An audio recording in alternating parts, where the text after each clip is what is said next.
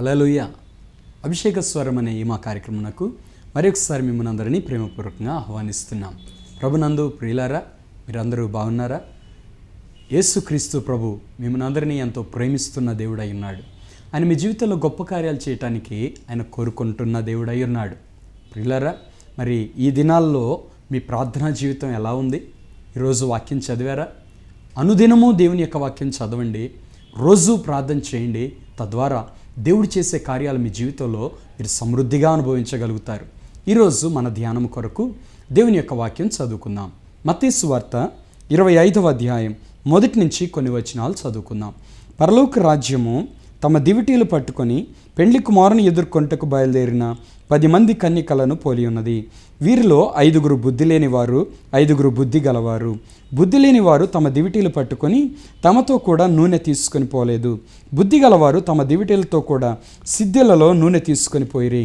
పెండ్లి కుమారుడు ఆలస్యము చేయగా వారందరూ కునికి నిద్రించుచుండిరి. అర్ధరాత్రి వేళ ఇదిగో పెండ్లి కుమారుడు, అతన్ని ఎదుర్కొన్న రండి అను కేక వినబడెను. అప్పుడు ఆ కన్యకలందరూ లేచి తమ దివిటీలను చక్కపరిచిరి. గాని బుద్ధి లేని ఆ కన్యకలు, మా దివిటీలు ఆరిపోవచ్చున్నవి గనుక మీ నూనెలో కొంచెం మాకు ఇయుడని బుద్ధి గలవారిని అడిగిరి. అందుకు బుద్ధిగల కన్యకలు, మాకును మీకును ఇది చాలదేమో, మీరు అమ్మవారి వద్దకు పోయి కొనుక్కొనుడని చెప్పిరి. వారు కొనబోవుచుండగా పెండ్లి కుమారుడు వచ్చెను. అప్పుడు సిద్ధపడి ఉన్నవారు అతనితో కూడా పెండ్లి విందుకు లోపలికి పోయిరి. అంతటా తలుపు వేయబడెను. ఆ తరువాత తక్కిన కన్యకలు వచ్చి, అయ్యా అయ్యా మాకు తలుపు తీయమని అడుగగా అతడు, మిమ్ము నెరుగనని మీతో నిశ్చయముగా చెప్పుచున్నానను, ఆ దినమైనను గడి అయినను మీకు తెలియదు గనక మెలకువగా ఉండుడి. ప్రభునందు ప్రియులారా, యేసుక్రీస్తు ప్రభువారు ఆయన రాకడను గురించి, పరలోక రాజ్యాన్ని గురించి అనేక రకాలైన ఉపమానాలు చెప్పారు. వాటిలో ఈ బుద్ధిగల కన్యకల యొక్క ఉపమానం కూడా ఒకటై ఉన్నది. యేసుక్రీస్తు ప్రభువారు ఈ ఉపమానం చెప్పేటప్పుడు మొదటి వచనంలో ఆయన ఏమని చెప్పారంటే, పరలోక రాజ్యము అని ప్రారంభించారు. పరలోక రాజ్యము ఏ వ్యక్తి పొందుకోగలుగుతారు, ఎవరు ఒకవేళ పోగొట్టుకునే ప్రమాదం ఉంది అనే విషయం యేసుక్రీస్తు ప్రభువారు ఇక్కడ మాట్లాడుతూ ఉన్నారండి. మొత్తం 10 మంది కన్యకలు బయలుదేరినట్లుగా అక్కడ దేవుని యొక్క వాక్యం చెప్తుంది. 10 మంది కన్యకలు అని చెప్పబడింది అంటే ఆ 10 మంది కూడా పరిశుద్ధులు అని చెప్పవచ్చు, దేవుని బిడ్డలు అని చెప్పవచ్చు, దేవుని రాకడ కొరకై సిద్ధపడిన సంఘములోని బిడ్డలు అని చెప్పవచ్చును. ప్రియులారా, 10 మంది బయలుదేరారు, 10 మంది పిలువబడ్డారు. కాబట్టి 10 మంది బయలుదేరారు. పిలువబడిన వారు ఎవరు కూడా అవకాశాన్ని పోగొట్టుకోలేదు. ప్రియులారా, ఈ 10 మంది బయలుదేరారు. అయితే ఈ 10 మందిని 2 భాగాలుగా సపరేట్ చేస్తున్నారు. ఎందుకు అంటే 10 మందిలో 5 బుద్ధి గలవారు అంటున్నారు, 5 బుద్ధి లేనివారు అంటున్నారు. బుద్ధి గలవారు అని వారిని ఎందుకు అన్నారు, బుద్ధి లేనివారు అని వీళ్ళు ఎందుకు అన్నారు అంటే, ప్రియులారా, బుద్ధి కలిగిన వారు చేసిన ఒక పని ఏంటి అంటే, వారు పెండ్లి కుమారుని ఎదుర్కోవటానికి బయలుదేరి తమ దివిటీలు వెలిగించుకొని, వెలుగుతున్న దివిటీలు పట్టుకొని మరొక చేతితో నూనెను కూడా సిద్ధపరచుకొని వెళ్ళారు బుద్ధి కలవారు. బుద్ధి లేని వారు ఏం చేశారంటే, వీరు కూడా బయలుదేరారు. వీరి చేతిలో దివిటి ఉంది, దివిటి వెలిగించుకున్నారు, పట్టుకొని బయలుదేరారు, పెండ్లి కుమారుని ఎదుర్కోవటానికి బయలుదేరారు. కానీ మరొక చేతిలో నూనె తెచ్చుకోవటం అనేది వీళ్ళు నిర్లక్ష్య పెట్టేశారు. నూనె తెచ్చుకోవటానికి వీళ్ళు ఇష్టపడాల. నూనె లేకుండా ఏముంది, వెళ్ళిపోతున్నాం కదా, పెండ్లి కుమారుని ఎదుర్కొంటాం, పెండ్లి కుమారుడిని ఎదుర్కొన్న తర్వాత లోపలికి వెళ్ళిపోతాం కదా, వెళ్ళగానే తలుపు తీయబడి ఉంటుంది, మేము డైరెక్ట్గా లోపలికి వెళ్ళిపోతాం. ఈ మధ్యలో దానికి ఈ నూనె బరువు ఎందుకు అని ఈ బుద్ధి లేని వారు అనుకున్నారు. అయితే ప్రియులారా, మన తలంపులు వేరు, దేవుని తలంపులు వేరు. మనం ఆలోచించేది ఒకటి, దేవుడు ఆలోచించేది ఒకటి. మనము దేవుని ఆలోచన చొప్పున నడుచుకొని జ్ఞానం కలిగిన వారిగా జీవించాలే కానీ మన సొంత తలంపులకు ఎక్కడ మనం స్థానం ఇచ్చి దేవుని ఉన్నతమైన పిలుపులో నుండి మనం తొలగిపోకుండా మనల్ని మనం కాపాడుకోవలసిన వారమై ఉన్నాం. ప్రియులారా, మన సొంత తలంపులు మనకి ఎంత నష్టం కలిగజేస్తాయంటే దేవుని పిలుపులో నుండి తప్పిపోయేంత ప్రమాదానికి అవి తీసుకొని వెళ్ళిపోతాయి. చూడండి, ఈ 10 మంది కన్యకల్లో ఈ 5 కూడా దేవుడు పిలిచినాడు. కానీ వీళ్ళ సొంత తలంపు ఏంటి అంటే, నూనె ఎందుకు, అవసరం లేదు కదా, దివిటి వెలిగించున్నాం, చాలులే అనుకున్నారు. అంటే సిద్ధపాటు లేదు ప్రియులార వీళ్ళలో. కొంచెం కూడా భారం వీరి జీవితంలో లేదు. కొంచెం కూడా కష్టపడటానికి వీళ్ళు ఒప్పుకోరు. ఆ బరువెందుకులే అనుకున్నారేమో. వాళ్ళు పెండ్లి కుమారుని ఎదుర్కోవటానికి అలాగూ బయలుదేరి వెళ్ళారు. అయితే అక్కడ జరిగిన ఒక విషయం ఏంటి అంటే, పెండ్లి కుమారుని రాక ఆలస్యమైపోయింది. ఈ సమయంలో వీరి దివిటీలన్నీ ఆరిపోతా ఉన్నాయి ప్రియులారా. ఈ వాక్యాన్ని ధ్యానిస్తున్నప్పుడు పరిశుద్ధాత్మ దేవుడు నాకు ఇచ్చిన ఒక ప్రత్యక్షత ఏంటి అంటే, ఒక చేతిలో వెలుగుతున్న దివిటి, మరొక చేతిలో నూనె ఉన్న బుడ్డిని పట్టుకొని ఉండాలి. ఈ రెండు దేనికి గుర్తుగా ఉన్నాయి అంటే, వెలిగించబడిన దివిటి దేవుని యొక్క వాక్యాన్ని గుర్తుగా ఉందండి. దేవుని యొక్క వాక్యం చెప్తుంది, నీ వాక్యము నా పాదములకు దీపము, నా త్రోవకు వెలుగై ఉన్నది అని దావీదు మా భక్తుడు చెప్పినట్లుగా దేవుని యొక్క వాక్యంలో మనం చదువుతూ ఉంటాం. దేవుని యొక్క వాక్యం మన జీవితంలో వెలిగించేది, మనల్ని సరి అయిన దారిలో నడిపించేది. పెండ్లి కుమారుని ఎదుర్కొనటానికి ఒక వ్యక్తి బయలుదేరి వెళుతున్నప్పుడు ఈ వ్యక్తి చేతిలో దివిటి ఉండాలి. దివిటి లేకుండా ఏ వ్యక్తి పెండ్లి కుమారుని ఎదుర్కోలేడు. అవును ప్రియుడా, నీ చేతిలో దేవుని యొక్క వాక్యం ఉండాలి. ఆ వాక్యము నీ జీవితంలో వెలుగుతూ ఉండాలి. ఏదో దివిటి ఉంది అని అది ఆరిపోయే దివిటి అయితే నువ్వు పెండ్లి కుమారుని ఎదుర్కోలేవు. నీ దివిటి వెలుగుతూ ఉండాలి. అంటే నీ జీవితంలో వాక్యము అనేది మండుతూ ఉండాలి. వాక్యము నిన్ను వెలిగిస్తూ ఉండాలి. వాక్యము నిన్ను ప్రకాశింపజేస్తూ ఉండాలి. అప్పుడు నువ్వు ధైర్యంగా పెండ్లి కుమారుడైన యేసుక్రీస్తు ప్రభుని ఎదుర్కోగలుగుతావు. ఈ వాక్యం ప్రకాశించడానికి అవసరమైనది ఏంటి అంటే నూనె, అది ప్రార్థన అని చెప్పవచ్చు. ఒక చేతిలో దివిటి, మరొక చేతిలో నూనె బుడ్డి. అంటే ఒక చేతిలో దేవుని యొక్క వాక్యం, మరొక చేతిలో ప్రార్థన. వాక్యము, ప్రార్థన ఏ వ్యక్తి అయితే తన జీవితంలో కలిగి ఉంటారో ఆ వ్యక్తి ధైర్యంగా ప్రభుని ఎదుర్కోగలుగుతారు, దేవుని రాజ్యంలోనూ ప్రవేశించగలుగుతారు. ఏ వ్యక్తి జీవితంలో ప్రియులారా ప్రార్థన తగ్గిపోతుందో ఆ వ్యక్తి జీవితం నూనె లేని ఒట్టి దివిటి పట్టుకున్న వ్యక్తి. ఒకవేళ ఆ వ్యక్తి జీవితంలో వాక్యం కూడా లేదనుకోండి, దివిటి లేదు, నూనె లేదు, ఈ రెండు లేకుండా ప్రభుని ఎదుర్కోవటం అనేది అసాధ్యమైన విషయం ప్రియులారా. ఇప్పుడు మిమ్మల్ని మీరు ఒకసారి పరిశీలించుకోండి. మీ చేతిలో ఏముంది? ఈ బుద్ధిగల కన్యకలు అని వీరిని ఎందుకు అన్నారంటే, వీళ్ళు ఒక చేతిలో దివిటి పట్టుకున్నారు, వెలుగుతున్న దివిటి అండి, ఆరిపోయింది కాదు. రెండవ చేతిలో నూనె బుడ్డి పట్టుకున్నారు.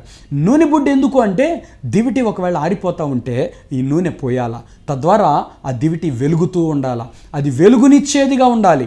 ఇది వెలుగుతూ వెలుగునిచ్చేదిగా ఉండాలి. అవును ప్రియుడా, ఇది నీ ఆత్మీయ జీవితానికి సాదృశ్యమై ఉన్నది. నువ్వు ఎలా ఉండాలంటే ఆత్మీయంగా నువ్వు వెలుగుతూ ఉండాలి, నువ్వు మండుతూ ఉండాలి, ఇతరులకు వెలుగునిచ్చే వ్యక్తిగా ఉండాలి, అవసరమైతే ఇతరులను మండించే వ్యక్తిగా ఉండాలి. నిన్ను చూసి ఇంకోళ్ళు చల్లారిపోయే స్థితిలో నీ భక్తి ఎన్నడూ ఉండకూడదు. నిన్ను చూసి ఇతరులు నేర్చుకోవాలి, నిన్ను చూసి ఇతరులు ఇలా ప్రార్థన చేయాలి అనుకోవాలి, నిన్ను చూసి ఇతరులు ఇలా వాక్యం చదవాలి అనుకోవాలి, నిన్ను చూసి ఇతరులు ఇలాంటి దేవుని కార్యాలు మా జీవితంలో మేము అనుభవించాలి అనుకోవాలి. అలాగ నువ్వు ఇతరులకు వెలుగునిచ్చే వ్యక్తిగా, నువ్వు మండే వ్యక్తిగా ఉండాలని దేవుడు నిన్ను కోరుకుంటూ ఉన్నాడు. అలాగాని నువ్వు ఉండగలిగితే నువ్వు బుద్ధిగల కన్యకల ఆ జాబితాలో ఉన్న వ్యక్తి అవుతావు. చూడండి, ఇక్కడ రెండే విషయాలు ఎందుకు చెప్పాడు? బుద్ధిగల కన్యకలు, బుద్ధి లేని కన్యకలు. మధ్యలో ఉన్న వాళ్ళు ఎవరూ లేరు ప్రియులారా. అలాగే యేసయ్య రాకడలో కూడా మనుష్యులందరినీ రెండు రకాలుగా పోగు చేస్తారట. ఒకటి గొర్రెలు, రెండవది మేకలు. మేకలేమో పాపాత్ములు, గొర్రెలేమో నీతిమంతులు. బుద్ధి గలవారు ఒకరు, బుద్ధి లేనివారు ఒకరు. ఏ గుంపులోనూ నిలబడబోతున్నావు? యేసయ్య రాకడలో ఆయన ఫిల్టర్ చేసినప్పుడు, ఆయన వేరు చేసినప్పుడు నువ్వు ఏ గుంపులో నిలబడబోతున్నావు? నీ చేతిలో వాక్యం ఉందా? నీ చేతిలో ప్రార్థన ఉందా? ప్రార్థనా వాక్యము సరి సమానంగా నీ ఆత్మీయ జీవితాన్ని కట్టునట్లుగా నిన్ను కట్టుకుంటున్నావా? అలా కట్టుకోవాలని ఈ రోజు నుంచి నువ్వు ఒక తీర్మానం చేసుకో. ప్రియులారా, ఈ కన్యకలు బయలుదేరి పెండ్లి కుమారుని ఎదుర్కోవటానికి వెళ్ళారు. కానీ పెండ్లి కుమారుడు ఆలస్యం చేశాడట. ఆ సమయంలో వీళ్ళు ఏం చేశారంటే, వీళ్ళు నిద్రపోయారంట అండి. వారందరూ కునికి నిద్రించుచుండిరి అని 5వ వచనం ఆఖరి భాగంలో ఈ వాక్యం రాయబడింది. ప్రియులారా, నేటి దినాల్లో క్రైస్తవ సంఘం కూడా సరిగ్గా ఇలాగే ఉంది అని చెప్పవచ్చునండి. ఈ రోజున సంఘం యొక్క పరిస్థితి ఎలా ఉంది అంటే, మెళకువగలిగిన మెట్టును విడిచిపెట్టి కునికి నిద్రించే మెట్టులోనికి వచ్చింది. అంటే మెళకువగా ఉన్నట్టు ఉంటూ నిద్రపోతున్నారు. అంటే భక్తిలో ఉన్నట్టు ఉంటూ పాపం చేస్తున్నారు, పరిశుద్ధంగా ఉన్నట్టు ఉంటూ పాపపు ఆలోచనలు కలిగి ఉంటున్నారు. కొంతమంది తలంపుల్లో పాపం చేస్తున్న వాళ్ళు ఉన్నారు, కొంతమంది చూపుల్లో పాపం చేస్తున్న వాళ్ళు ఉన్నారు, కొంతమంది రహస్యంగా పాపం చేస్తున్న వాళ్ళు ఉన్నారు. ఇది దేనికి గుర్తు అంటే వీరందరూ కునికి నిద్రపోతున్న అనుభవం. ప్రియులారా, ఒకవేళ నువ్వు పాపంలో జీవిస్తూ ఉంటే పెండ్లి కుమారుని స్వరం నీకు వినబడదేమో. ఒకవేళ నువ్వు పాపంలో జీవిస్తూ ఉంటే దేవునికి దూరం అయిపోతే నువ్వు పెండ్లి కుమారుని పిలుపును పోగొట్టుకుంటావేమో. జాగ్రత్త, ప్రభు నిన్ను పిలుస్తున్నాడు ఆయన పరలోక రాజ్యం చేరాలని, ఆ రాజ్యంలో నువ్వు ఆయనతో ఉండాలని, సదాకాలం ప్రభువుతో నువ్వు ఉండి నువ్వు ఆనందించాలని ప్రభు నిన్ను పిలుస్తూ ఉన్నాడు. నువ్వు ఆ పిలుపుని ఎన్నడూ నీ జీవితంలో పోగొట్టుకోవద్దు ప్రియుడా. దేవుని పిలుపు చాలా ఉన్నతమైంది, అది ఎంతో శ్రేష్టమైంది. అది అందరికీ ఇవ్వబడలేదు, కొద్ది మందికే ఇవ్వబడింది. ఆయన ఎన్నుకున్న వారినే పిలిచాడు, అందరినీ పిలవలేదు. ఆయన ఎన్నుకున్న వారి జాబితాలో నువ్వున్నావు. నీ పిలుపు నువ్వు పోగొట్టుకోవద్దని మనవి చేస్తున్నాను. బుద్ధిగల కన్యకలు, బుద్ధి లేని కన్యకలు, వీరిద్దరూ కూడా కునికి నిద్రపోతున్నట్లుగా ఇక్కడ మనకి కనబడతా ఉంది. సంఘము ఈ రోజున అటువంటి మెట్టులో ఉన్నట్లుగా పరిశుద్ధాత్మ దేవుడు నాతో చెప్పినారు. ప్రియులారా, ఒక విశ్వాసిగా నువ్వు మెలకుగా ఉండాలి. యేసుక్రీస్తు ప్రభువారు తన శిష్యులతో చెప్పాడు, మీరు శోధనలో ప్రవేశించకుండానట్లు మెలకువగా ఉండి ప్రార్థన చేయడి అని చెప్తా ఉన్నాడు. ప్రియులారా, వీళ్ళు నిద్రపోతా ఉన్నప్పుడు జరిగిన కార్యం ఏంటి అంటే, వీళ్ళు అంతకుముందు వాళ్ళు దివిటీలు వెలిగించుకొని వచ్చారు పెండ్లి కుమారుని ఎదుర్కోవాలని. కానీ వీళ్ళు నిద్రపోతున్న సమయంలో వీరి దివిటీలు ఆరిపోవటం ప్రారంభించినాయండి. వీరు నిద్రపోతా ఉన్న సమయంలో వీరి దివిటి వెలుగు తగ్గిపోవటం ప్రారంభించిందండి. ప్రియుడా, నీ ప్రార్థనకి ఎక్కువ సమయం ఇస్తున్నావా, నిద్రకి ఎక్కువ సమయం ఇస్తున్నావా? కొంతమంది దేవుని బిడ్డలు ఎక్కువ సమయం ప్రార్థనలో ఉండి ఏదో రోజులో కేవలం ఒక 4 లేక 3 గంటలే నిద్రపోయే వాళ్ళు చాలామంది ఉన్నారు ప్రియులారా. కొంతమంది అయితే 2 గంటలే నిద్రపోయే వాళ్ళు కూడా ఉన్నారు. అంటే వీరందరూ ఏం చేస్తున్నారంటే దేవుని ఎక్కువగా వెతుకుతున్నారు. ప్రార్థన ద్వారా వారి ఆత్మీయ జీవితాలు కట్టుకుంటున్నారు. ప్రభు రాకడ కొరకు తమను తాము సిద్ధపరుచుకుంటూ ఉన్నారు ప్రియులారా. నిద్రపోతూ ఉన్న వ్యక్తి జీవితంలో అతని దివిటి ఆరిపోతుంది అనే విషయం మనం గమనించాలి. అలాగే నువ్వు ప్రార్థన తక్కువగా చేసే వ్యక్తివైతే నీ వెలుగు తగ్గిపోతుంది. నీ వెలుగు తగ్గిపోతుంది అంటే నీలో పరిశుద్ధత తగ్గిపోతుంది. పాపం నీలో ప్రవేశించడం ప్రారంభించింది. నీ జీవితంలో నుండి నువ్వు తప్పిపోతున్నావు. నీ పిలుపులో నుండి నువ్వు తప్పిపోతున్నావు. నీ ఆశీర్వాదం ఆగిపోయింది. నీకు దేవుడు చేస్తున్న కార్యాలు ఆగిపోయినాయి. దేవునితో నీ సహవాసం తగ్గిపోతుంది. అంటే నీ దివిటి ఆరిపోతుంది. నువ్వు ఆత్మీయంగా నిద్రపోయే మెట్టుకొస్తున్నావు. ఇది చాలా ప్రమాదం అండి. పౌలు దేవుని యొక్క వాక్యాన్ని బోధిస్తూ ఉన్నప్పుడు ఒక వ్యక్తి కిటికీలో వెళ్ళి కూర్చున్నాడంట. బయట నుంచి చల్లటి గాలి వస్తుంది, లోపల దేవుని యొక్క వాక్యం వినొచ్చు అన్నట్లుగా ఆయన వెళ్ళి కిటికీలో కూర్చున్నాడు. అక్కడ కూర్చొని ఆయన ఏం చేశాడంటే కునికి నిద్రించాడు. ఆ కునికిపోట ఆయన ఎక్కడికి తీసుకుని వెళ్ళింది అంటే ఆ కిటికీలో నుంచి కింద పడి చనిపోయే స్థితికి తీసుకుని వెళ్ళింది. ఆ వ్యక్తి ఒక యవనస్తుడు. ప్రియులారా, యవనస్తుడు అసలు ఎక్కడ కూర్చోవాలి? ముందు కూర్చోవాలి ప్రియులారా. వాక్యం వినటానికి ఆసక్తిగా ముందు లైన్లో ముందు కూర్చోవాలి. ఈయన ఎక్కడ కూర్చున్నా అంటే కిటికీలో కూర్చున్నాడు. అంటే ఈయన భక్తిలో నిర్లక్ష్యం. ఈయన బుద్ధి లేని కన్యకల జాబితాలో ఉన్న వ్యక్తిగా ఉన్నాడు ప్రియులారా. ఈ రోజున చాలామంది యవనస్తులు కూడా మందిరానికి ఆలస్యంగా వస్తున్నారు, వెనక ఎక్కడో కూర్చుంటున్న వాళ్ళుగా ఉంటున్నారు. ఒక యవనస్తుడిగా నువ్వు ఎలా ఉండాలి? నీకు బలం ఉండగా, శక్తి ఉండగా నువ్వు దేవుని కొరకు పరుగెత్తే వ్యక్తిగా ఉండాలి. దేవుని కొరకు ఏదైనా చేయాలి అన్నట్లుగా వెళ్ళాలి. నేను దేవుని కొరకు ఏదైనా గొప్ప కార్యం చేయాలి అన్నట్లు నువ్వు ముందుకు వెళ్ళాలి. కానీ నువ్వెందుకు ఆలస్యంగా వస్తున్నావు? ఈ ఐతుకని యవనస్తుడు కిటికీలో కూర్చున్నాడు. అక్కడ కూర్చొని నిద్రపోయాడు.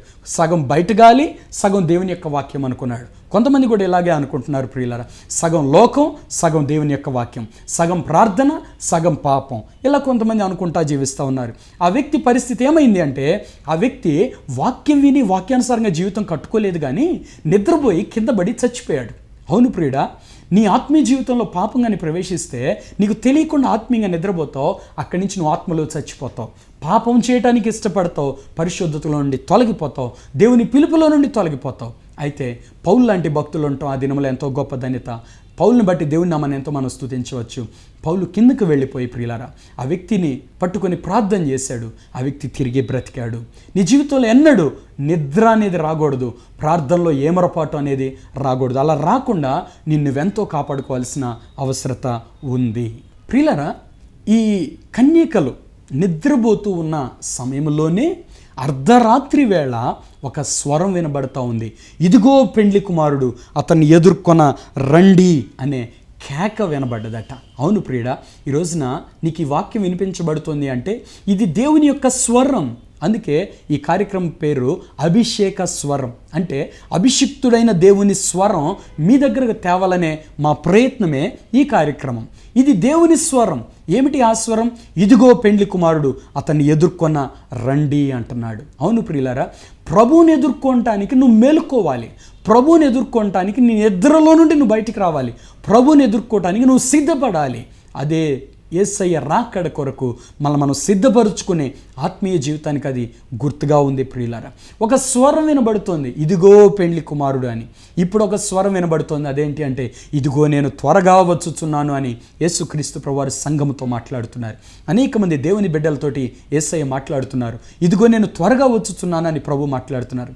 ప్రభు యొక్క రాకడ ఎలా ఉంది అని ఒకరోజు నేను ప్రార్థన చేస్తూ ప్రభుని అడిగినప్పుడు ప్రభు నాకు ఇచ్చిన ఒక దర్శనం ఏంటి అంటే, గడప బయట ఒక వ్యక్తి కాలు అలా ఎత్తిపెట్టి ఉన్నాడు. ఆ కాలు కింద పెట్టడానికి ఎంత సమయం పడుతుందో ప్రభు రాకడ ఈ లోకానికి రావటానికి అంత సమయంలో ఉంది అని ప్రభు నాతో చెప్పారు. అంటే ఒక క్షణములో అంతే. అవును ప్రియులారా, ఏ క్షణమేం సంభవిస్తుందో మనకు తెలియదు. ప్రభు రాకడ వస్తుంది, సిద్ధపడండి అని ఈ రోజున అనేక రీతులుగా దేవుని యొక్క వాక్యం ప్రకటించబడుతుంది. టీవీల ద్వారా ప్రకటించబడుతుంది, దేవుని సేవకుల ద్వారా ప్రకటించబడుతుంది, సంఘముల్లో ప్రకటించబడుతుంది, గృహ దర్శనాల ద్వారా ప్రకటించబడుతుంది, కరపత్రికలు అక్కడక్కడ పంచుతూ ప్రకటిస్తున్నారు, మ్యాగజైన్స్ ద్వారా ప్రకటించబడుతుంది, మాసపత్రికల ద్వారా ప్రకటించబడుతుంది. ప్రియులారా, అలాగే వ్యక్తిగతంగా ఒక్కొక్క వ్యక్తిని కలుసుకొని దేవుని సేవకులు, దేవుని బిడ్డలైన విశ్వాసులు హెచ్చరిస్తున్నారు, ప్రార్థనకు ఆహ్వానిస్తున్నారు. ఇదేమిటి అంటే ఇదిగో పెండ్లి కుమారుడు, అతన్ని ఎదుర్కొన్న రండి అనే ఒక కేక ప్రియుడా. ఈ కేక నీకు వినబడుతుందా? ఈ కేక విన్న నీవు ఎలా ప్రతిస్పందిస్తున్నావు? వెళ్ళొచ్చులే బ్రదర్, మారు మనస్సు పొందొచ్చులే బ్రదర్, బాప్తిస్మం పొందొచ్చులే బ్రదర్, ఇంకా టైం ఉంది బ్రదర్ అని అలా నువ్వు ఆలస్యం చేస్తున్న వ్యక్తిగా ఉన్నావా? ఒక మాట చెప్తున్నాను, నువ్వు పెండ్లి కుమారునితో ఉండే విందు పోగొట్టుకుంటావు. జాగ్రత్త. ఇక్కడ ఈ 10 మంది కన్యకలు ఎంత సిద్ధపాటు కలిగిన వారంటే ఆ కేక విన్నారండి. వారు కునికి నిద్రపోతున్నా కూడా ఆ కేక విన్నారు. అంటే సంఘానికి దేవుని యొక్క వాక్యం వినిపించబడుతుంది, వాక్యం వింటున్నారు సంఘానికి వచ్చిన వారు, దేవుని మందిరంలో ఉన్నవారు. ప్రియులారా, ఒకవేళ నువ్వు ప్రతి వారం దేవుని మందిరానికి వెళ్ళే వ్యక్తి అయితే నువ్వు ధన్యుడివే. ఎందుకంటే దేవుడు నిన్ను దర్శించగలుగుతాడు, హెచ్చరించగలుగుతాడు. ఒకవేళ నువ్వు అప్పుడప్పుడు ఆదివారం మందిరానికి వెళ్ళే వ్యక్తి అనుకో, నువ్వు దేవుని పిలుపుకు కూడా అందనంత దూరంగా ఉన్నావని జ్ఞాపకం చేసుకో.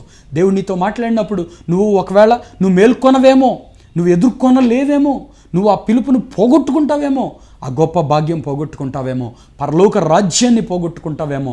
నిన్ను పరిశీలించుకోమని ఈ కార్యక్రమం ద్వారా దేవుడు నిన్ను హెచ్చరిస్తున్నాడు. ప్రియ సహోదరి, సహోదరుడా, నువ్వు ప్రతి వారం దేవుని మందిరానికి వెళ్ళు, దేవుని యొక్క వాక్యం విను, సిద్ధపడు. ఇదిగో ఇప్పుడు వినిపించబడుతున్న ఒక స్వరం, ఇదిగో పెండ్లి కుమారుడు, అతన్ని ఎదుర్కొన్న రండి అని పిలువబడుతుంది. దేవుడు పిలుస్తున్నాడు రండి అని. తర్వాత వస్తానని నువ్వు చెప్పొద్దు. వెంటనే దేవుని దగ్గరికి వచ్చే, ఆయన చేతుల్లోనికి వచ్చే. లోబడనొల్లని ప్రజల వైపు దినమెల్లా నా చేతులు చాపుచున్నాను అని ప్రభు చెప్తున్నాడు. ఎందుకంటే నువ్వు నశించిపోవటం దేవుని చిత్తం కాదు, దేవుడు దాన్ని కోరుకోలేదు, దేవుడు ఇష్టపడడు కూడా.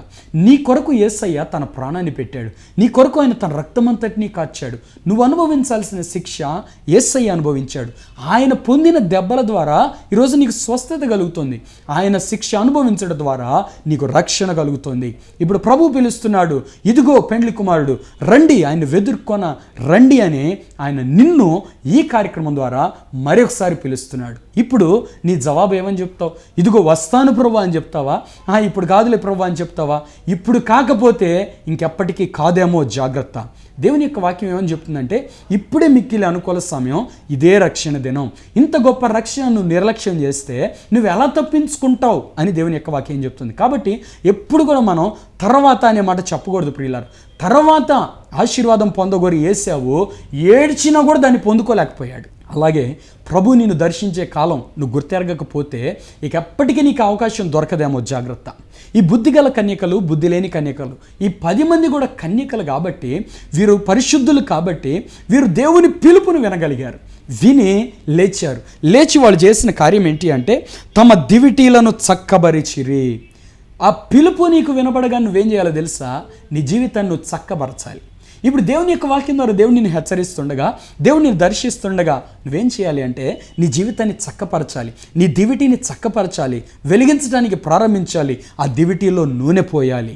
దేవుని యొక్క వాక్యం నీ జీవితంలో మండునట్లుగా వాక్యాన్ని చదవాలి, వాక్యం నీ జీవితంలో జీవించినట్లుగా ఎక్కువగా ప్రార్థన చేయాలి, నీ దివిటి వెలిగించుకోవాలి. నీ ఆత్మ దీపం వెలుగుతుందా, ఆరిపోయిందా?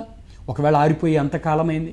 కొంతమంది ప్రియులారా ఎంతో కాలం అయిపోయింది వారి భక్తి కోల్పోయి, పరిశుద్ధత కోల్పోయి, ఇప్పటికీ కూడా మేము పరిశుద్ధులమే అన్నట్టుగా వాళ్ళు జీవిస్తూ ఉన్నారు.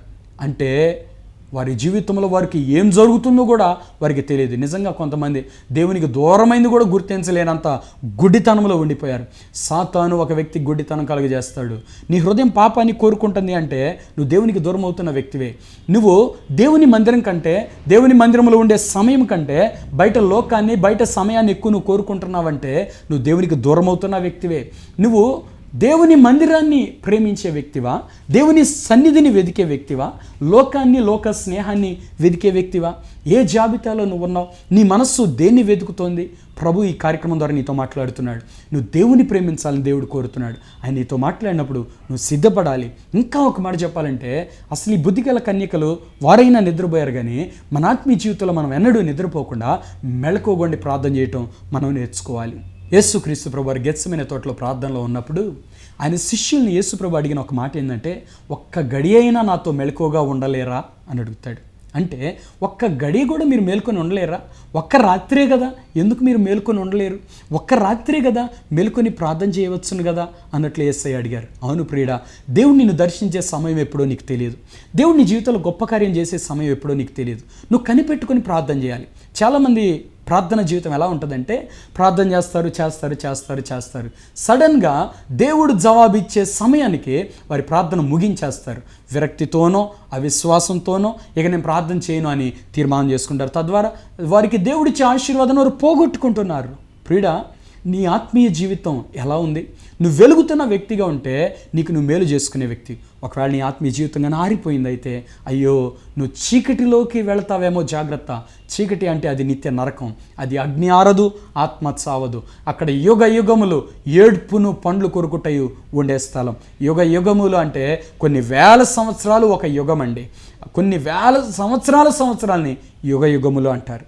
ఇప్పుడు నీ నిత్యత్వం నువ్వు ఎక్కడ గడపబోతున్నావు? ఇప్పుడు నీ జీవితంలో యేసయ్య రాకడ వచ్చినా, ఒకవేళ నీకు మరణమే సంభవించినా నువ్వు ఎక్కడికి వెళ్ళబోతున్నావు? పరలోకానికా, నరకానికా? ఒకవేళ నిద్రమత్తుతో ఉంటే ఇప్పుడు నువ్వు చేయవలసిన పని ఏంటి అంటే, వెంటనే లేచి నీ దివిటీని చక్కబరచటం నువ్వు ప్రారంభించు. దివిటి వెలిగేలా చేయటానికి నువ్వు ప్రారంభించు.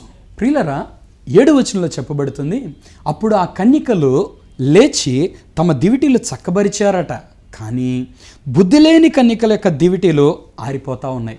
వాళ్ళు అంటున్నారు, కాబట్టి మీ నూనెలో కొంచెం నూనె మాకు ఇవ్వండి అంటున్నారు. ప్రియులారా, ఏ వ్యక్తి నీతి ఆ వ్యక్తే, అది మరొక వ్యక్తికి రాదు. ప్రియులారా, ఇప్పుడు భార్య ప్రార్థన జీవితం కలిగి ఉంటే, భార్య బాప్తిస్మం పొందుంటే ఆ రక్షణ భర్తకి రాదు. మరణం వచ్చినప్పుడు చూడండి, ఎవరికి వస్తే వారే చనిపోతారు. అలాగే రక్షణ కూడా ఎవరిది వాళ్ళదే, అది మరొకరికి ఇవ్వటానికి అనేది కుదరదు. ప్రియులారా, ఇప్పుడు మనం పొందిన రక్షణ మరొక వ్యక్తికి పంచుతానయ్యా, నా బిడ్డకి పంచుతాను, లేకపోతే నా భర్తకు పంచుతానని చెప్పడానికి వీల్లేదు. ఇక్కడ బుద్ధి లేని కన్యకలు అడుగుతున్నారు, మా దివిటీలు ఆరిపోతున్నాయి, కొంచెం మీ నూనె ఇవ్వండి అని అడుగుతుంటే బుద్ధిగల కన్యకలు చెప్తున్నారు, అది ఇవ్వటం మాకు కుదరదు, మీరు అమ్మే వాళ్ళ దగ్గరికి వెళ్ళి కొనుక్కొచ్చుకోండి. అంటే వాక్యం చెప్పే వాళ్ళ దగ్గరికి వెళ్ళి వాక్యం నేర్చుకోండి, అక్కడ మీరు రక్షణ పొందండి, అక్కడ మారు మనసు పొందండి, అక్కడ మీ ఆత్మీయ జీవితాన్ని వెలిగించుకోండి. మా దగ్గర మేము ఎలా వెలిగిస్తామన్నట్లుగా వాళ్ళు చెప్తా ఉన్నారు. ప్రియులారా, ఆఖరికి వీళ్ళు ఆ నూనె కొనుక్కోవటానికి వెళ్ళారు. అదే సమయంలో పెండ్లి కుమారుడు వచ్చేసాడు. అప్పటికి ఎంతో ముందు ఆ పిలుపు వినబడింది, ఇదిగో పెండ్లి కుమారుడు ఎదుర్కొన్నారండి అని పిలుపు వినబడింది. ఏ క్షణమైన తలుపు తెరవబడవచ్చు. వీళ్ళేమో నూనె కొనుక్కుందామని పోయారు, వ్యాపారం మీద పోయారు. లోక సంబంధమైన పనుల మీద ఉండే ప్రతి వ్యక్తి దేవుని ఆశీర్వాదం పోగొట్టుకుంటారు. వీళ్ళు నూనె ఎప్పుడో కొనుక్కొని తెచ్చుకోవాల్సింది. దేవుని పనులకి, దేవుని సమయానికి నీ పనులు, నీ సమయం ఆటంకం కాకూడదు. ఏ పనులు దేవుని పనికి అడ్డుగా నీకు నిలబడకుండా నీ జీవితాన్ని కాపాడుకో ప్రియుడా. వీళ్ళు నూనె ముందే కొనుక్కొచ్చుని వచ్చినట్లయితే బాగుండేది. వీళ్ళు నూనె ఇప్పుడు కొనుక్కోవటానికి వెళ్ళారు. తలుపు తెరవబడింది, రండి లోపలికి అని పిలుపు వచ్చింది. సిద్ధపడిన బుద్ధిగల కన్యకలు లోపలికి వెళ్ళిపోయారు. తలుపు వేయబడింది, ఇంకంతే.